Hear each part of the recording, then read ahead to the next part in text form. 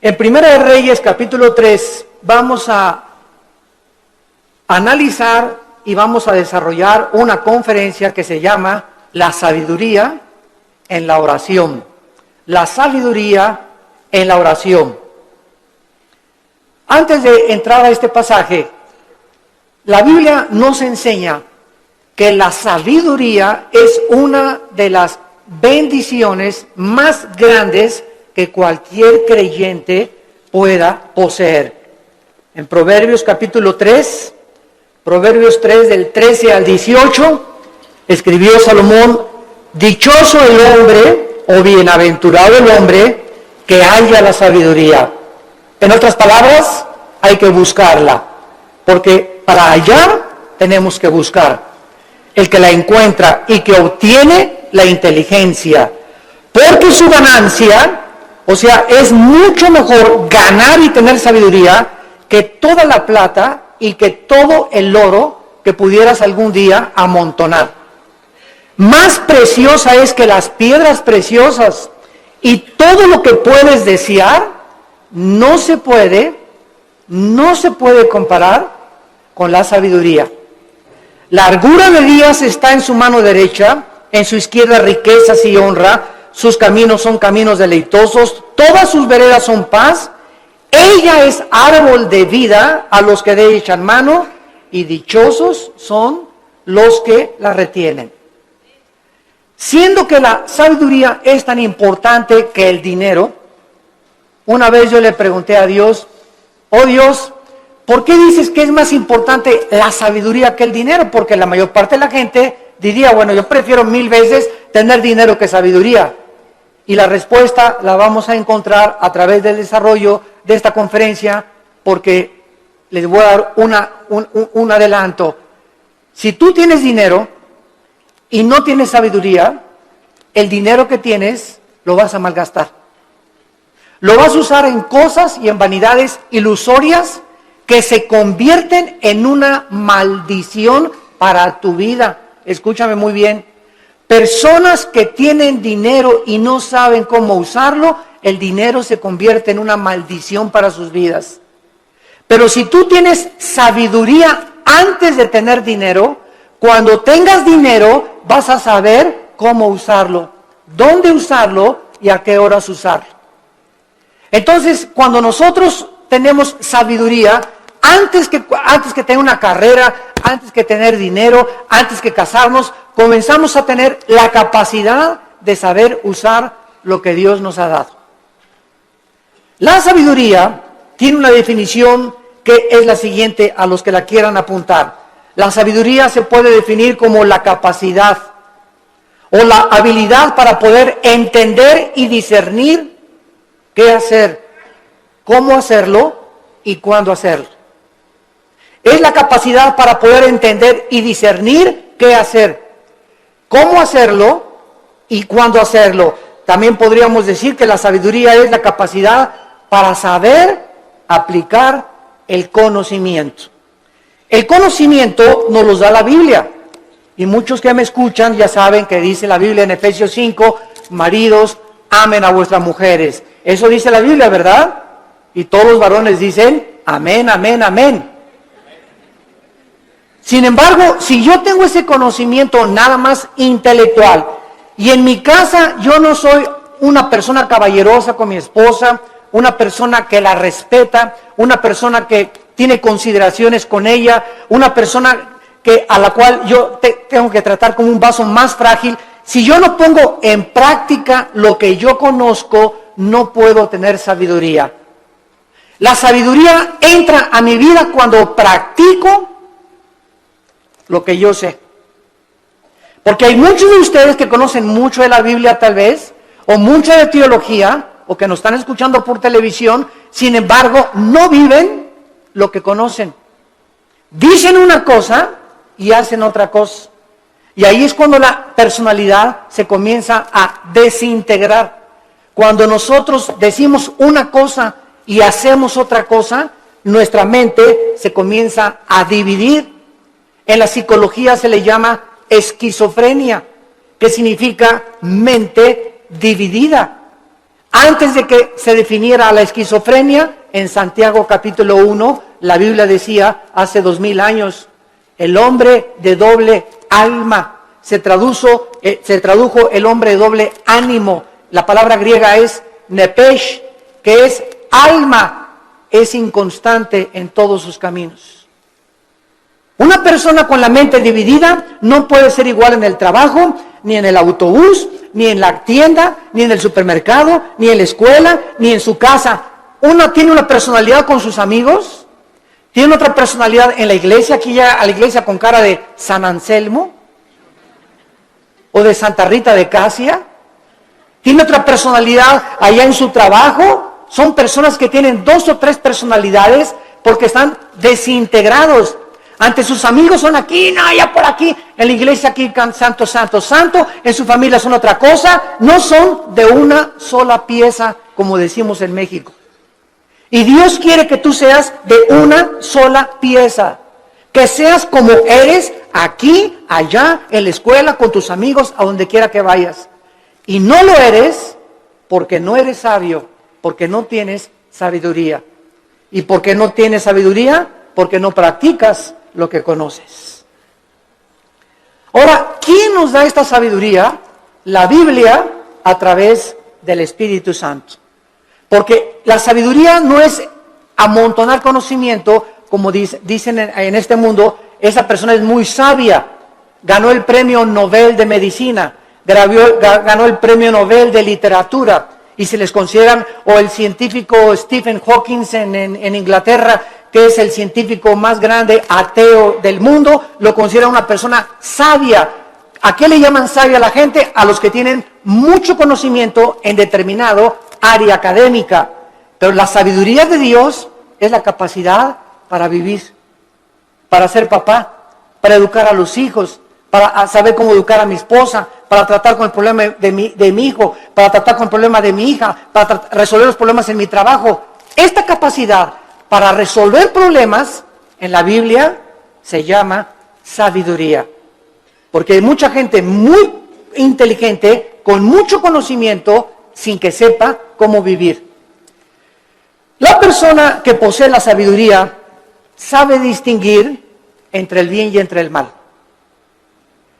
Manifiesta una conducta responsable, sabe cómo actuar en diversas circunstancias, sabe cómo vestirse en diferentes circunstancias, sabe cómo usar el dinero y sabe cómo dirigir o gobernar una nación, una familia, una empresa y una iglesia.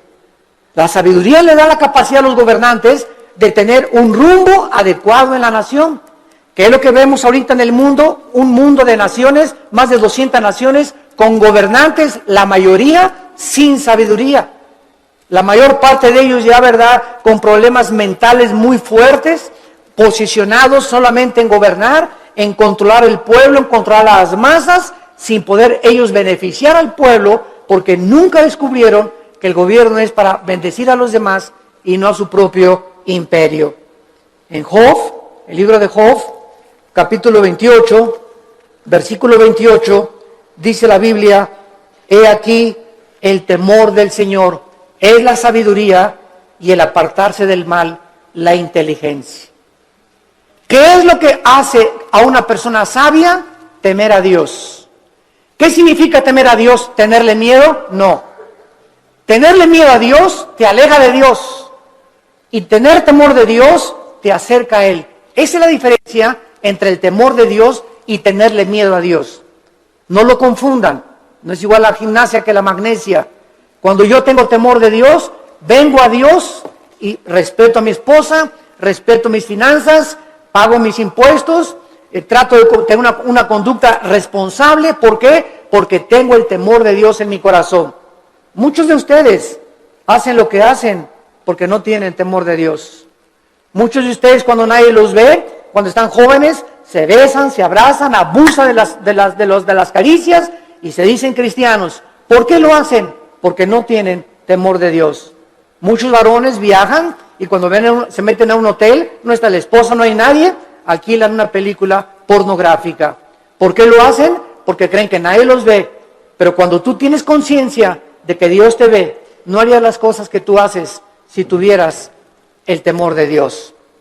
Esta es la razón por la cual Salomón, regresamos ahora a nuestro pasaje, estaba preocupado por ser un rey sabio. Era joven, acababa de consolidar su poder, acababa de sofocar una rebelión interna de gobierno de su hermano Adonías, eliminando a sus enemigos. Y la nación de Israel se encontraba ahora perfectamente unificada por un liderazgo que era él, y había paz por todos lados. Su padre David acababa de morir y él estaba ahora sentado en el trono.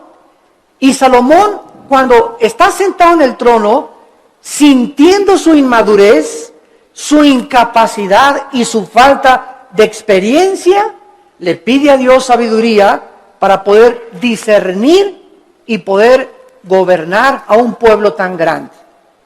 ¿Qué es lo que nosotros debemos hacer también cuando muchos de ustedes, jóvenes que me escuchan, se casan a los 23 años?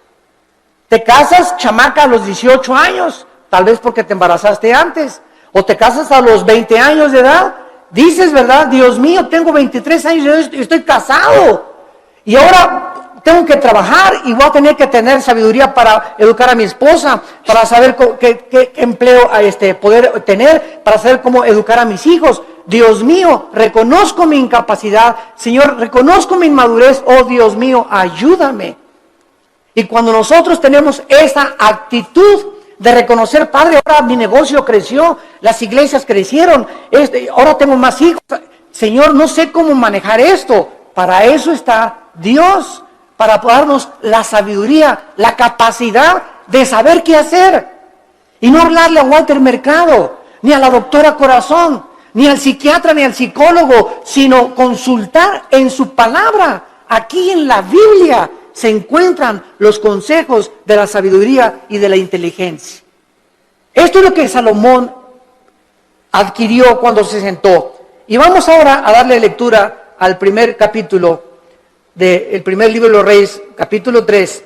Y vamos a ver en primer lugar algunas cosas que nos comienzan a vislumbrar el corazón de Salomón antes de entrar en el tema principal de la conferencia. Veamos en primer lugar en el versículo 1 el compromiso político y diplomático que Salomón comenzó a ejercer. Salomón hizo parentesco con Faraón, rey de Egipto, pues tomó la hija de Faraón y la trajo a la ciudad de David. Entre tanto que acababa de edificar su casa y la casa de Jehová y los muros de Jerusalén alrededor. Salomón, entrando a su reinado, inmediatamente supo que necesitaba a Egipto, que necesitaba a Siria, que necesitaba a Jordania, que las naciones de alrededor eran importantes para poder tener una buena relación política y diplomática. No quería la guerra.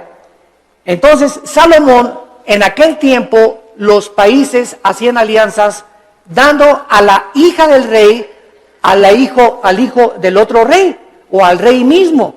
Entonces los matrimonios en tiempos de Salomón eran por compromiso político.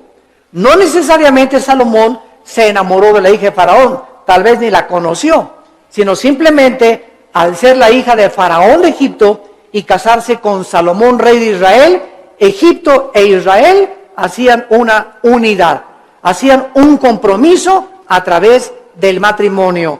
Es lo que significa la palabra hebrea parentesco en el versículo 1. No veo que muchos tengan sus Biblias en esta mañana. Trajeron el Calimán. La palabra parentesco es la palabra chatán en el hebreo. Chatán, que significa compromiso a través de un matrimonio político. Es la palabra que usaban para poder llevar a cabo los matrimonios políticos. Muy bien. Sin embargo, cuando Salomón adquiere el compromiso por política y diplomacia con la hija del faraón, Salomón estaba violando una ley que dice en el libro de Deuteronomio, capítulo 17, versículo 14, Deuteronomio 17, 14, que Dios había dado en el monte Sinaí a Moisés para los gobernantes. Dice Deuteronomio 17, versículo 14, cuando hayas entrado en la tierra que Jehová tu Dios te da, y tomes posesión de ella y la habites, y digas, pondré un rey sobre mí, como todas las naciones que están en mis alrededores, ciertamente pondrás por rey sobre ti al que Jehová Dios escogiere. De entre tus hermanos pondrás rey sobre ti. No pondrás hombre extranjero que no sea tu hermano, pero él no aumentará para sí caballos, ni hará volver al pueblo a Egipto, con el fin de aumentar caballos, porque Jehová los ha dicho, no se vuelvan nunca por este camino. Versículo 17, ni tomará para sí muchas mujeres. Dios siempre estuvo en contra, ¿verdad?, de la poligamia, siempre. El hecho que Salomón y el hecho que David hayan tenido varias mujeres no implica que era la voluntad de Dios, porque la voluntad de Dios es doble. La voluntad de Dios es permisiva y la voluntad de Dios es directiva. Dios te da permiso de que te cases con ese roto quinto patiero. Dios te da permiso de que te hagas socio de esa persona que no es cristiana. Pero no significa que al permitirte Dios que hagas lo que hagas, no significa que era su voluntad que te casaras con ese muchacho o con esa muchacha, porque lo hiciste encaprichado en hacer algo y Dios nos deja que nosotros recojamos las consecuencias de lo que hemos arado y de lo que hemos sembrado. La cosecha es de nosotros, pero no significa que era la voluntad directiva de Dios. La voluntad directiva de Dios es: yo tengo para ti una mujer que te va a ser fiel, que va a ser la mujer de tus hijos. Espera el tiempo en que yo te la traiga. Si tú te impacientas, te casas con la equivocada y te va como infierno. Y después cuando te cases, pues es que Dios, si hubiera querido, hubiera impedido que me casara con Chencho. ¿Sabes una cosa?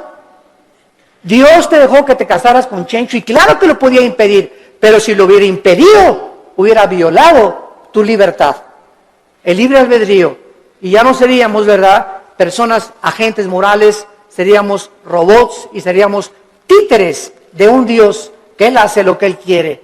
Y Él nos ha dado el libre albedrío para que seamos responsables de las decisiones y las consecuencias que las decisiones que hagamos vamos a recoger. Vamos a ver después cómo acabó Salomón precisamente por estas decisiones equivocadas que llegó a hacer. En segundo lugar, dice el versículo 2 que hasta entonces, o sea, hasta el tiempo de Salomón, el pueblo sacrificaba en los lugares altos, donde regularmente los paganos hacían los sacrificios. Y Dios nunca quiso que Israel sacrificara en los lugares altos, pero hasta que Salomón acabó el templo y se ofrecieron sacrificios en el lugar donde Dios quiso que se ofrecieran, Dios permitió que se llevaran a cabo sacrificios en los lugares altos. Dice el versículo 2, porque no había casa edificada al nombre de Jehová hasta aquellos tiempos. Salomón tenía una capacidad, en segundo lugar, como constructor. Si ustedes ven todo el primer libro de Reyes, es increíble la arquitectura, la hermosura de la decoración del templo de Salomón, de los cuadros que mandó traer. Tenía 12, su trono tenía leones de oro en las escaleras. Su trono donde Salomón se sentaba era de oro puro. Nunca ha habido, nunca en la historia, ni Bill Gates, ni el señor Slim, ni los Kennedy, ni los Rothschild, ni ningún millonario ha tenido el dinero que ha tenido y las riquezas del rey Salomón. Pero al mismo tiempo que Salomón ha tenido las riquezas inimaginables que cualquier persona haya podido alcanzar, ni los árabes tampoco, ni los sheiks en Arabia, Salomón al mismo tiempo, vamos a ver, era el hombre más sabio de toda la historia que ha existido. El hombre más sabio, imagínense, tenía millones de billones de riquezas y al mismo tiempo tenía la sabiduría que al final de su vida la hizo a un lado y pues ya es otro cantar, ¿verdad? Él se aparta de Dios, apostata y después regresa a Dios y escribe el libro de Eclesiastés, que es el compendio de sabiduría después de Proverbios más grande de toda la Biblia, el libro de Eclesiastés. Muy bien, ahora sí, vayamos a comenzar a analizar esta oración que Salomón, consciente de su inmadurez, comienza a hacerle a Dios. Dice el versículo 5, y se le apareció Jehová a Salomón en Gabaón. Se le apareció Jehová a Salomón en Gabaón. ¿A cuántos de ustedes se les ha aparecido Dios? Todos podemos decir, ¿verdad? A ninguno. Pero esto es una verdad parcial, porque cada vez que hables la Biblia, se te aparece Dios. Ya no tenemos manifestaciones visibles de Dios, ni audibles, como en los tiempos antes en el Antiguo Testamento. Pero ahora nadie puede decir, bueno, si a mí se me aparecía Dios, ¿sabes una cosa? Ahora no solamente se le apareció Dios para decirle algunas cosas, sino que ahora tenemos todo el consejo de Dios en la Biblia. Todo lo que Dios tenga para decirnos ya se encuentra en la Biblia. Después de la Biblia no hay nada más que Dios nos tenga que decir. Por eso la Biblia es un libro sellado. El que le agregue algo a estas palabras o el que le quite algo a estas palabras, dice Apocalipsis capítulo 22, las maldiciones de este libro caerán sobre esa persona. Por eso cuando oímos, ¿verdad?, que tantas cosas de profecías, y el Señor me dijo que iba a entrar una muchacha con vestido verde y te vas a casar con ella. Y el Señor me dijo que de aquí de esta iglesia van a salir ríos de agua viva. Y el Señor dice que un avivamiento va a venir en Guatemala, o va a venir en España, etcétera, etcétera. ¿A quién le dijo eso el Señor? ¿Quién sabe? Tal vez cenó pizza en la noche a las 12 de la noche. Y comienzan a decir cosas que no están en la Biblia, que asumen que Dios dijo, pero Dios no lo dijo. Porque profetizar no es anunciar el futuro. Profetizar es comer esta palabra, y cuando hablas esta palabra. La persona que predica la palabra es un profeta. Un profeta no es una persona que dice, va a pasar esto o va a pasar aquello. Esos son adivinaciones. No confundas la profecía con la adivinación. Ahora, en el Antiguo Testamento había videntes. La palabra naví en el hebreo, que se les dio profecías del futuro. Todo lo que va a pasar ya está escrito en la Biblia. Cuídense cuando va a temblar en Toluca en febrero del 2011. Y el Señor me dijo que a las 10 de la mañana, cuídense, hermanos y hermanas en Cristo, de todas estas falsas profecías. A la luz y al testimonio. Si no es a la palabra de Dios, no les ha amanecido, dice el profeta Isaías. Entonces Salomón tiene la aparición de Dios en sueños y le dice, Dios es Salomón. Escuchen esto, versículo 5. Pide lo que quieras que yo te dé. Ni Santa Claus, ¿verdad? Ni Aladín y la lámpara maravillosa, cuando el genio se aparecía y le decía a Aladín, no, pídeme lo que quieras. Aquí estamos ante el Dios creador de los cielos y de la tierra. ¿Y qué vemos en primer lugar? Una invitación de Dios que Él nos hace, no solamente a Salomón, sino también a nosotros en el Nuevo Testamento. Clama a mí y te responderé, dice Jeremías 33:3. Y te enseñaré cosas grandes y ocultas que tú no conoces. Ahora, aquí inmediatamente podríamos asumir, si aparece Dios, pídeme lo que quieras, un Cadillac último modelo, Señor. Una casa allá por allá. Una mujer bellísima. Todas estas son las cosas que el mundo pediría cuando no tienen un corazón para Dios. Pero lo que hace Salomón es lo que nos va a enseñar, que Dios se agradó tanto de lo que le pidió Salomón, que Dios se lo dio.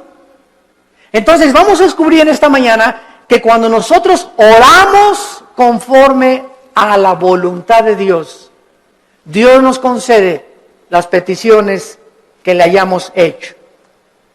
Esta palabra que Dios usa para pedir, Saal, en el hebreo, se usa 8 veces en este solo capítulo. Y lo primero que vemos es el verdadero incentivo para orar. ¿Qué es lo que nos debe motivar para orar? Que al Dios que le estamos pidiendo es un Dios generoso. Toda buena dádiva y todo don procede del Padre de las luces, Santiago capítulo 1, en el cual no hay sombra ni variación alguna. Y el que tenga falta de sabiduría, Santiago capítulo 1, el que tenga falta de sabiduría, pídasela a Dios que se dará sobreabundantemente. Efesios 3:20, y aquel que es poderoso para hacer todas las cosas mucho más abundantemente de lo que le pedimos o ni siquiera nos imaginamos, según el poder que actúa en nosotros. Esto es muy importante porque mucha gente, yo he conocido, que dicen, ay Señor, Señor, por favor, y creen que Dios está por allá lejísimos, ¿verdad? Y te pido, Señor, y gritan y se tiran y se revuelcan en el piso, etcétera, etcétera, y lloran. Y dice Efesios 3:20 que lo que le pedimos a Dios lo responde de acuerdo al poder que está afuera o adentro. ¿Perdón? Según el poder que actúa dentro de nosotros. Entonces, dentro de nosotros está el Espíritu Santo. Yo solo tengo que hincarme en el secreto de mi oración y entrar en comunión con Dios, y Él me está oyendo, Él está dentro de mí, y no tengo que buscar manifestaciones de Dios externas, porque el poder está dentro de mí. Y dentro de mí, si el Espíritu Santo, yo tengo una relación de compañerismo con Él y camino en santidad con Dios, lo que Dios me pone dentro de mí, me lo va a dar. Porque Dios se agrada cuando le pedimos conforme a su voluntad. Aunque nosotros no somos reyes ni gobernantes como Salomón, con el mismo nivel de responsabilidad que tenía Salomón, ¿acaso no es al mismo Dios al que se acercaba Salomón en el Antiguo Testamento en oración? En Primera de Juan capítulo 5, en el Nuevo Testamento, Primera de Juan capítulo 5, versículo 14 y 15, dice la Biblia, y esta es la confianza que tenemos en Él. Cuando comenzamos a orar, si no hay esa confianza en ti, no ores. Porque el que se acerca a Dios es necesario que crea que Dios existe. Esta es la confianza que tenemos en Él, que si pedimos alguna cosa conforme a su voluntad, conforme a lo que Dios quiere para nuestra vida, Él nos oye. Si yo tengo un niño de 10 años y me dice, papá, cómprame un BMW, ¿se lo voy a comprar? Ay, papá, no me quieres, ¿por qué no me compras un reloj Rolex de oro? Chamaco de 15 años, perruris. ¿Por qué no se lo doy? Porque no es que yo no ame a mi hijo, claro que lo amo a mi hijo. Pero no se lo doy porque no puede él todavía llevar tantas alhajas en su cuerpo, ni tener un coche último modelo a los 15 años, porque le hago un mal más que un bien. Ahora, si él comienza a conocer, si mi hijo tuviera la sabiduría a los 10 o 15 años de conocer que él no tiene la madurez para poder usar las cosas que él quisiera, no me pediría eso. Entonces me diría, papá, dame un reloj conforme a lo que tú crees que debo de usar. Dame un coche, conforme el coche que tú quieras, dámelo. Ya no le pediría un Cadillac, sino, Señor, lo que tú me quieras dar. Entonces, es importante que nosotros sepamos cuál es la voluntad de Dios para nuestras vidas. ¿Y cómo la puedes saber? Leyendo la Biblia. ¿La lees diario? ¿La memorizas diario? Este año, si te pasara aquí al frente, a ver, pásala aquí, Pancho Pancholín. ¿Cuántos versículos ahorita, dinos de memoria a toda la iglesia, o cuántos capítulos de la Biblia memorizaste en el año 2010? ¿Te sabes el Salmo 23 de Perdis? ¿Te sabes de Perdis el Salmo 91? ¿O nada más sabes Juan 3:16? De tal manera amó Dios al mundo que dio su Hijo unigénito. ¿Cuántos versículos memorizas a la semana? Si tú no memorizas la palabra de Dios no la puedes guardar en tu mente. Si no la guardas, no la puedes meditar. No puedes pensar en ella, murmurarla, reflexionar en ella, ponderar en ella, porque necesitamos memorizarla, masticarla, asimilarla y guardarla en nuestro corazón. Y ahí se queda, y largura de días y años de vida y paz te aumentarán, y la sabiduría comenzará a manifestarse en tu vida. Hermanos, el cristianismo no es venir aquí solamente el domingo, de 9:30 a 11 de la mañana, o de 12 a 3 o al servicio a la iglesia que tú vayas. El cristianismo es creer lo que Dios dice. Josué de día y de noche medita en este libro de la ley, le dijo Dios en Josué 1:8 y 9, para que prosperes. Ay, hermano, no salgo de perico perro. Y en el 2010 no me alcanzó ni para la colegiatura, no tengo ni para el aguinaldo, no tengo esto, no tengo aquello. Y Dios te pregunta, ¿y por qué si tienes un padre millonario? Es como el que estaba sentado ahí en la banqueta sin zapatos y con un taquito y nada más así. Y llega una persona, ¿y quién eres tú? Soy hijo del rey de Inglaterra. ¿Y por qué estás ahí sentado en la banqueta? Y traía el muchacho una chequera aquí.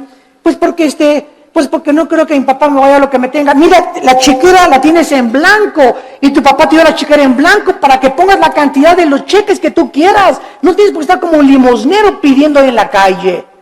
Y la chequera es la Biblia. Tenemos la chequera de Dios para que la guardemos aquí en nuestro corazón y no andemos ahí mendigando ni causando lástimas. Tenemos un Padre que nos quiere dar todo, pero ¿por qué no nos los da? Porque le pedimos conforme a nuestros gustos. Le pedimos cuando lo necesitamos, cuando tenemos una tragedia, cuando viene un problema moral, cuando nos enfermamos, cuando estamos en el hospital. Señor, ayúdame. Señor, te pido, mi hija se fue a mi casa. Ayúdame con este negocio. Y ya no tengo dinero y no me alcanza. Pero los días anteriores, los meses anteriores, ¿has tenido compañerismo con Él? ¿Lo has amado con todo tu corazón? ¿Eres santo? ¿Amas a tu esposa? ¿Bendices a tus hijos? ¿Les enseñas la palabra de Dios a tus hijos? ¿Eres honesto en tus negocios? Entonces Dios no puede darte, porque el que es infiel en lo poco, en lo mucho lo es. Si Dios te bendijera y te diera y te ayudara, te echaría a perder, porque no tienes la sabiduría para vivir y tener lo que Dios te quisiera dar. Reflexionen y mediten en esto profundamente, santos de Dios.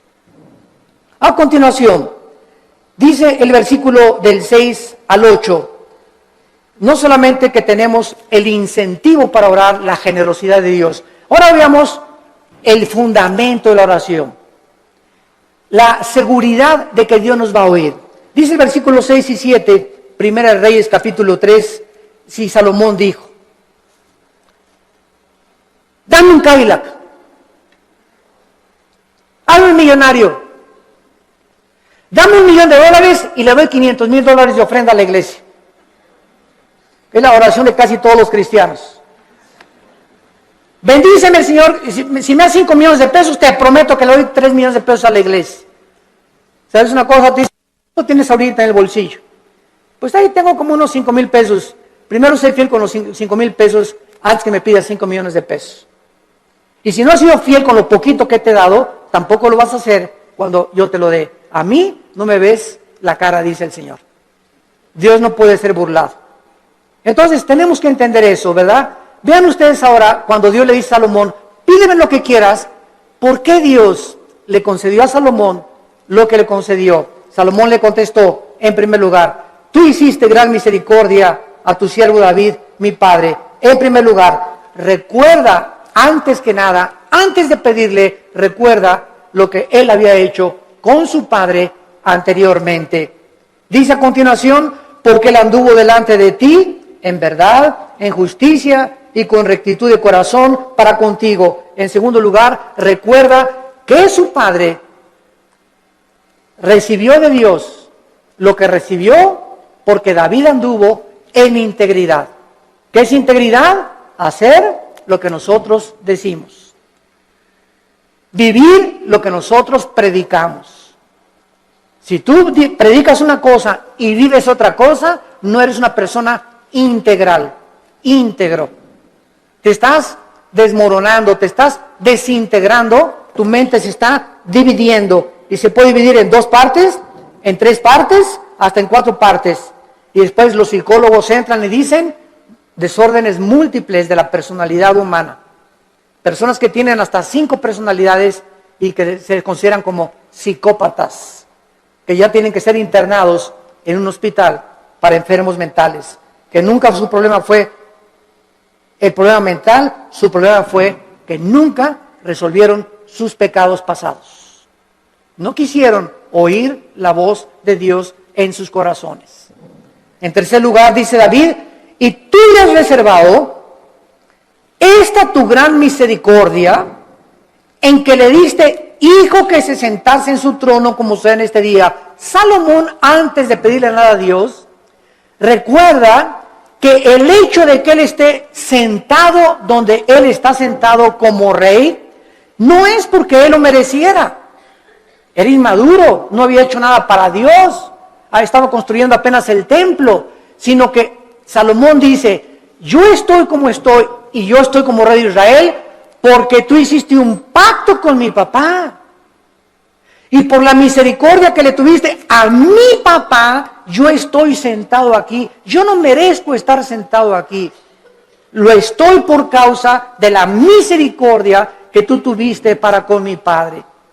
Y esto es algo muy importante porque muchos de ustedes están donde están por las oraciones de tu mamá, por las oraciones de tu padre, tal vez las oraciones de tu abuelo que tú no llegaste a conocer. Pero Dios nos ha prometido, la generación de los justos será bendita. La generación de los justos será bendita y sus hijos heredarán la tierra. Salmo 112, 1 y 2. ¿Qué significa esto? Que aunque tengamos nosotros todavía hijos que vemos que no vienen al camino, yo conozco muchos grandes hombres de Dios, muchos misioneros que murieron y sus hijos no eran cristianos y se salvaron después de que se murieron los papás. Pero Dios cumplió su palabra.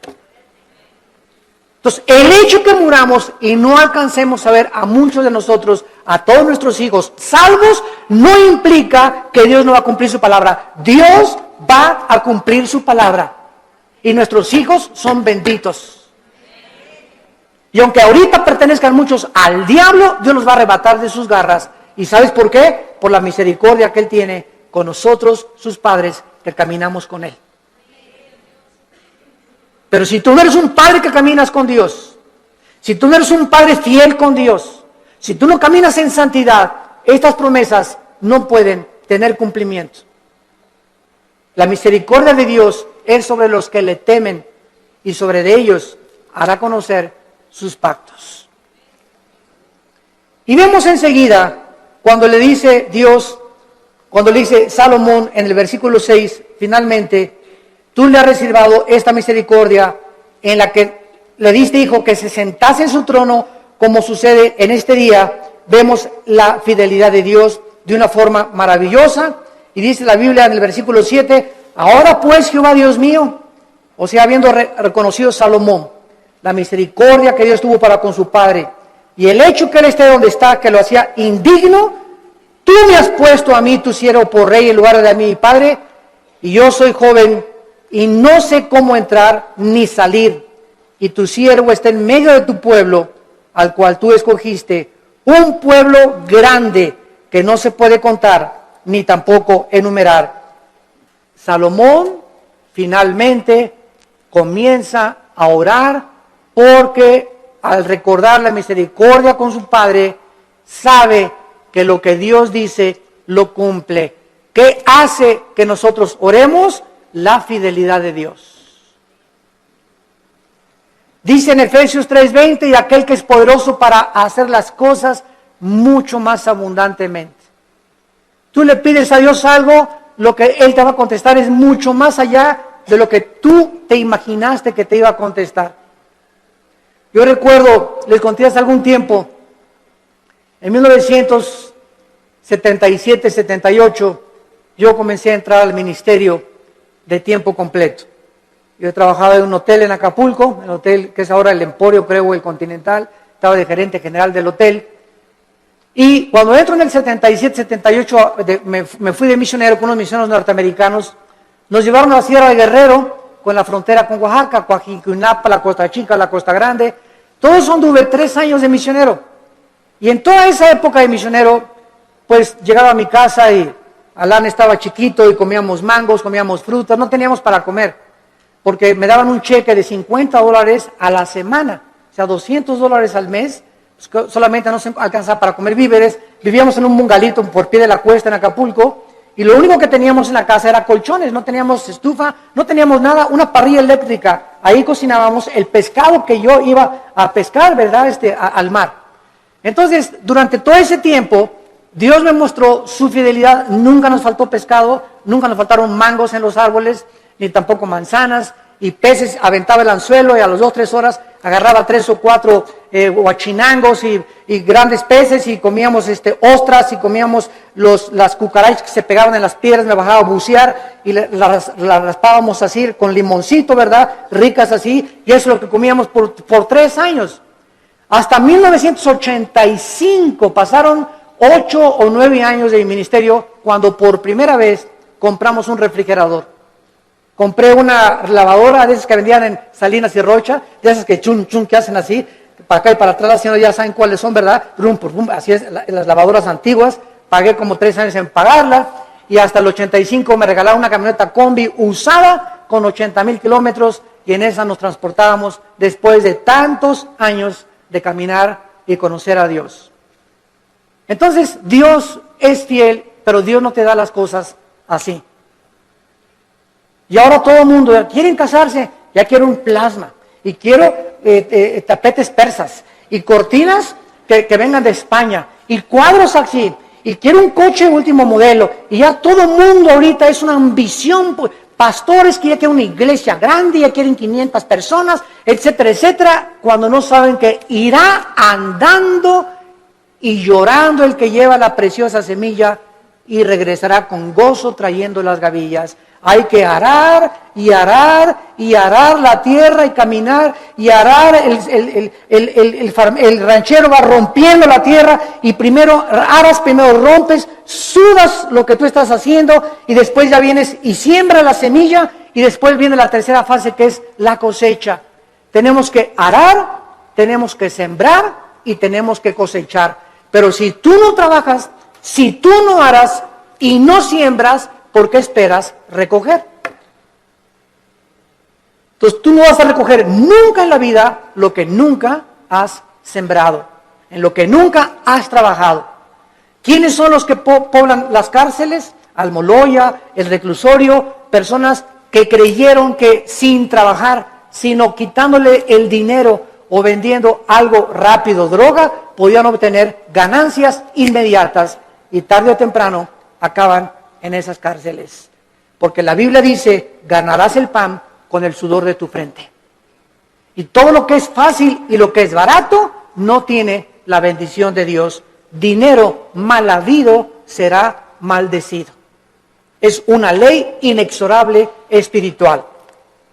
Salomón, pues, comienza a decirle a Dios: yo soy joven, no sé cómo levantarme, no sé cómo gobernar, no tengo la madurez, y quiero, por favor, Señor, versículo 7, que me des a mí, versículo 8, la capacidad para poder gobernar. Cuando Dios le dijo a Salomón: pídeme lo que quieras, Dios estaba probando el corazón de Salomón. Y cuando venimos en oración y le pedimos a Dios, de la abundancia de las palabras, de la abundancia del corazón, habla la boca. Lo que tú le pides a Dios denota y manifiesta lo que realmente quieres en tu corazón. Y vamos a ver el gran secreto de por qué Dios le contestó esta oración. En el versículo 7 y 8, Salomón reconoce que él no tiene la capacidad de gobernar un pueblo tan grande, ni numerarlo por tanta y grande multitud. Su principal capacidad de la cual él comienza a reconocer es que él necesitaba una cosa importante. Versículo 9, dale, es lo primero que Salomón le pide, dame un corazón entendido. Por favor, La palabra entendido es shama, que significa oír o escuchar. Vamos a ver, vamos por orden, esto es muy importante, síganme con cuidado. Dame un corazón que sepa escuchar a la gente. Es lo que significa entendido. Shama viene de la palabra hebrea Shema. Cuando dicen en Deuteronomio 6, Shema Yisrael Adonai Elohim Adonai Echad, se tradujo, oye Israel, Jehová tu Dios, uno es. Shema, oye, Shama aquí es escuchar. Dame un corazón Shama, que sepa escuchar. Ahora, dice el versículo 9, que sepa escuchar para juzgar a tu pueblo y para discernir entre lo bueno y lo malo. Vean ustedes con cuidado lo que Salomón está pidiéndole a Dios. Señor, permíteme presentarme ante tu pueblo, supongamos que ustedes son el pueblo de Dios, y un gobernante necesita oír, un pastor necesita, para dar consejería, oír, pero cuando nosotros oímos, y muchas veces lo que los gobernantes oyen del pueblo, no siempre es la verdad, ¿correcto? Porque ve una señora, y mi esposo esto y el otro, y bla, bla, bla, bla, y bla, bla, bla, bla, y el pastor o el cristiano que oye a la esposa y asume que la esposa tiene razón sin haber oído la otra parte, al esposo es una persona sin inteligencia ni tampoco discernimiento. Entonces, no creas todo lo que la gente te dice. Y ya supiste que fulano y tal, bla, bla, bla, bla, bla, bla, bla, bla. Y ya supiste que fulanita la vio anoche, y bla, bla, bla, bla. Y ya viste lo que se dijo ese pastor que bla, bla, bla, bla, bla. Ten mucho cuidado cuando tú oigas y asumas que lo que te están diciendo es verdad. Entonces, ¿qué necesitamos para saber si lo que nos están diciendo es verdad o no es verdad? Necesitamos discernimiento. Y el discernimiento es una capacidad que el Espíritu Santo da para poder distinguir entre el bien y entre el mal, entre la mentira y la falsedad, entre lo que es real y lo que no es real. Y esta capacidad no la da ningún libro, ninguna escuela, ningún seminario, la da Dios. A los que han aprendido antes escucharlo a Él. Cuando tú vienes a la Biblia, ¿a quién estás oyendo? A Dios. Y tu contacto con la Biblia es diario, la lees y la memorizas y la guardas y la lees en la mañana y antes de acostarte y estás en contacto con la Biblia. Entonces, al estar oyendo a Dios, automáticamente el Espíritu Santo, la palabra de Dios la convierte en discernimiento. Y tú comienzas a manifestar una capacidad en la vida para que cuando estés escuchando algo, tengas el juicio adecuado para juzgar. Hasta nuestros hijos. Llega Pepito, papi, que son muchos los chamacos, ¿verdad? Pegó, y no es cierto que le pegó, sino que él viene así porque él le pegó al otro. Pero son expertos los niños en venir y culpar al otro hermanito antes de que sepan que él fue el culpable y le pegan a él. Entonces viene corriendo y cuando el papá ya sabe, espérame, ya te conozco, mijito, ¿verdad? A ver, ya sé, ¿verdad? Y le hablas al otro hermanito y ya sabes que lo que te quiere es chantajear. Entonces comenzamos, no nos inclinamos porque a Pepito lo quiero mucho, mis sentimientos los crucifico, quiero hacer justicia con mis hijos y que mis hijos sepan que soy parejo con todos. Cuidado con los consentidos, porque esto no es de Dios. Este fue el problema de José en el Antiguo Testamento, cuando su padre Jacobo lo consintió demasiado, los hermanos comenzaron a tener envidia y acabaron vendiéndole a Egipto. Entonces Salomón pide la capacidad de poder juzgar al pueblo. Vean ustedes, y aquí está el centro de toda nuestra conferencia, el motivo principal por el cual Dios le da a Salomón mucho más, como vamos a ver, de lo que le pidió o de lo que se imaginó, fue porque el motivo de Salomón era el bienestar del pueblo de Dios. Mientras Dios vea que nosotros amamos a su pueblo, mientras Dios vea que tú amas a la gente, que tú amas a tus hermanos en Cristo, porque si no amas a tus hermanos en Cristo, ¿qué vas a acabar amando al vecino? Si entre nosotros no nos amamos, ¿cómo esperamos entonces atrevernos a pedirle algo a Dios? Si entre nosotros nos volteamos los cañones unos contra otros y nos atacamos unos a otros, y atacas a ese pastor, y atacas a ese hermano, y a ese coordinador, y ese decán, y ese seguridad afuera que me dijo que no me estacionara aquí, ¿y tú qué te crees que no sabes quién soy yo? Y tenemos esa actitud de siempre autoritarismo, y siempre soberbia, y siempre mis intereses, y yo, el rey del yo.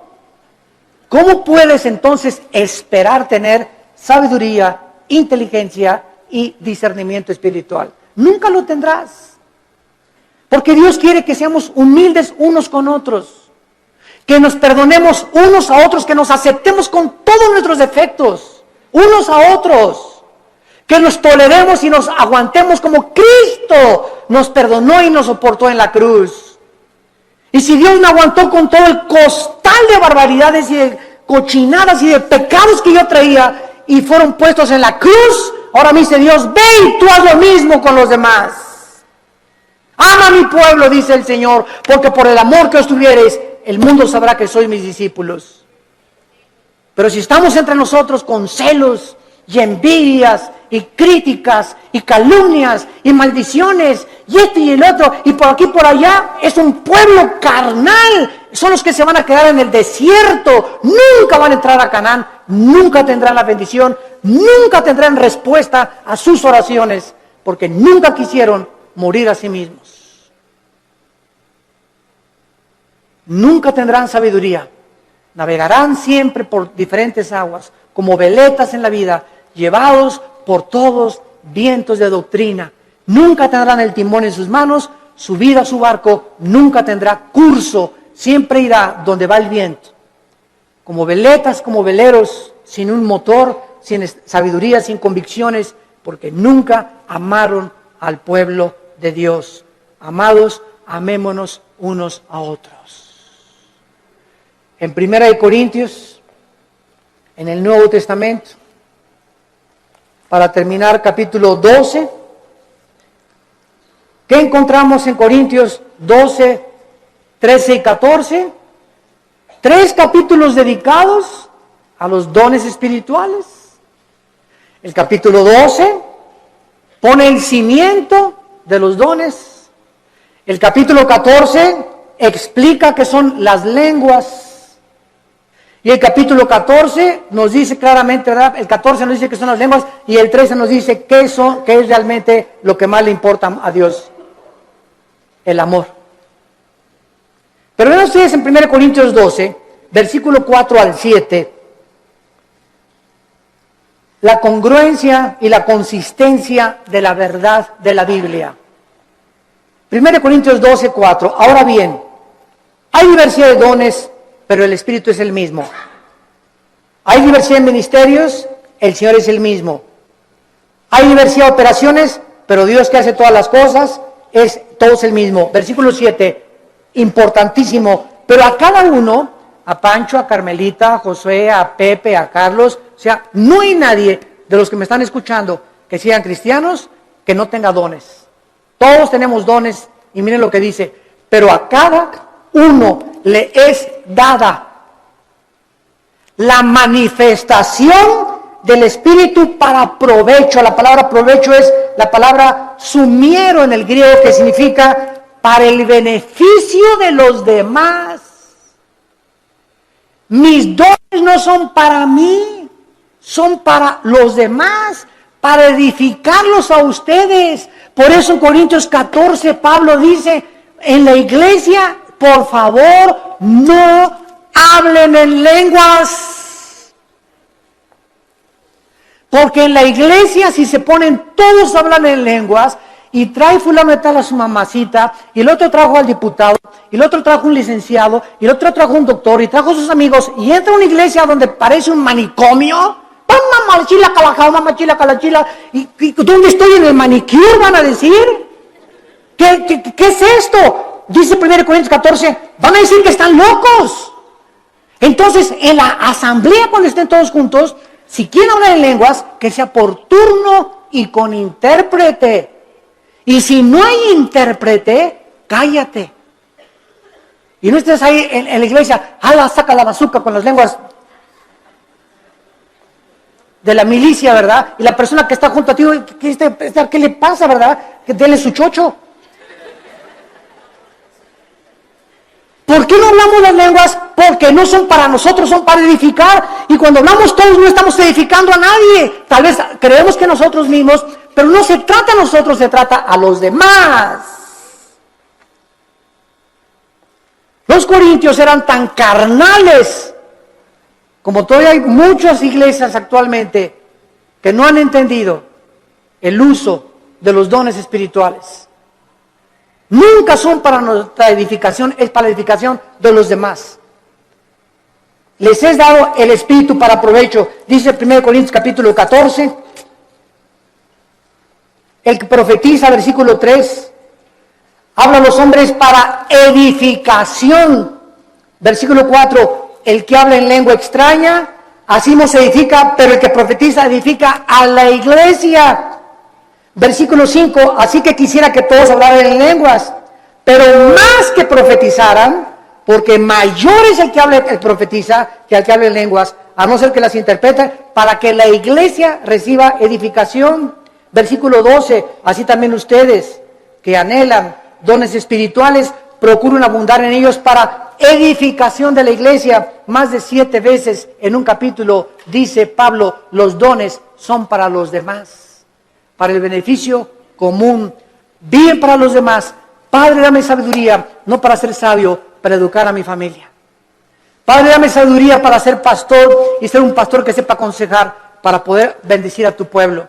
Padre, dame propiedades o dame bienes materiales conforme a ti para edificar a tu pueblo. No nos interesa para mí, para edificar a tu pueblo. Cuando nosotros tenemos en el corazón el pueblo de Dios, Dios bendice sobreabundantemente. Porque nadie vive para sí mismo, vivimos para los demás. Y el secreto de la felicidad, como les decía ayer en el desayuno, es vivir para los demás. Ahí se encuentra el secreto de la felicidad. Tu casa es úsala para la gloria de Dios. Tu coche, úsalo para transportar hermanos, úsalo para el reino de Dios.